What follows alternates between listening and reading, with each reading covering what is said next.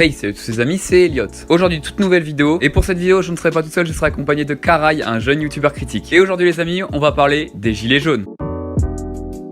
Alors bon, pour commencer, je vais laisser parler Karai, pour savoir ce que lui, il en pense. Alors vas-y Karai, c'est à toi. Bonjour à tous. Premièrement, j'aimerais remercier Elliot pour m'avoir invité. Deuxièmement, je me présente. Alors voilà, moi c'est Karai et je suis le propriétaire d'une chaîne critique qui compte aujourd'hui plus de 150 abonnés. Donc voilà, si vous avez le temps, je vous invite à y faire un tour. Bref, passons au sujet de la vidéo. Alors qu'est-ce que je pense des gilets jaunes? Alors à la base des gilets jaunes, qu'est-ce que c'est? Premièrement, il y a deux clans. Le clan de Macron et les riches et le clan du peuple. Et attention, je mets deux gros guillemets devant le peuple. Première chose à savoir, c'est que depuis que Macron est président, la France est le pays numéro 1 au niveau des taxes. C'est-à-dire qu'il n'y a pas un pays dans le monde qui paye plus de taxes que nous. Voilà la raison principale de la révolte des gilets jaunes. En gros, en France, les taxes augmentent, mais les salaires n'augmentent pas. Il y a même les retraites qui baissent. Mais alors, d'où vient la mauvaise image des gilets jaunes? Eh bien, tout simplement, pendant les révoltes, il y a des personnes qui profitent de ça pour pouvoir casser des magasins ou même des voitures. Et on appelle ça des casseurs. Donc, faites bien la différence entre les deux. Personnellement, je ne me place ni vers les gilets jaunes, ni vers Macron, car je trouve que certains gilets jaunes vont trop loin, mais que Macron abuse un petit peu également. Voilà, je remercie Elliot de m'avoir laissé la parole sur cette vidéo. Et voilà, j'espère vous retrouver très bientôt sur ma chaîne. Alors bon, voilà, Karai a posé le problème et le sujet de la vidéo. Et bien évidemment, s'il y avait que ça, vous pensez bien que j'aurais pas fait de vidéo.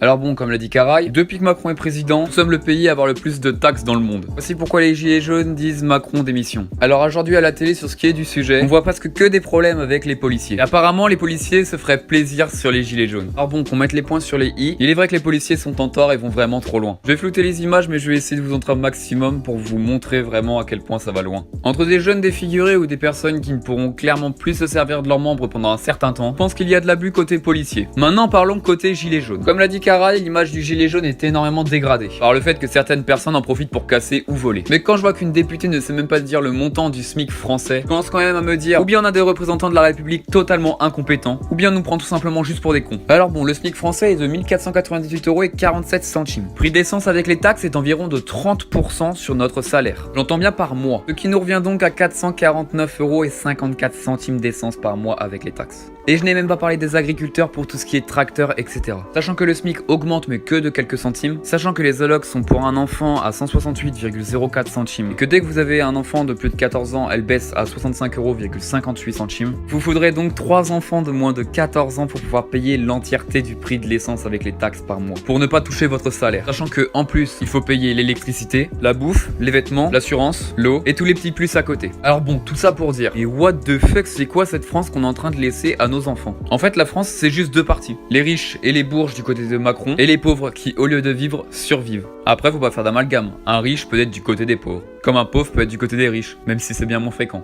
Alors pour conclure, je dirais que je suis plus du côté des gilets jaunes, même si parfois ça va trop loin. Tout ce qui est casseurs ou voleurs, on pourrait éviter de les avoir, ça sert un peu à rien. Ce qui entre nous passe aussi dans l'optique de se faire plus d'argent, car revente d'objets volés. Mais j'attends votre avis en commentaire. Donc bon les amis, c'est la fin de cette vidéo, n'oubliez pas de liker, commenter et surtout partager pour savoir les news du moment. C'est critique de news, donc du coup je pense que je ferai ça plus souvent. C'était Elliot, allez, à bientôt.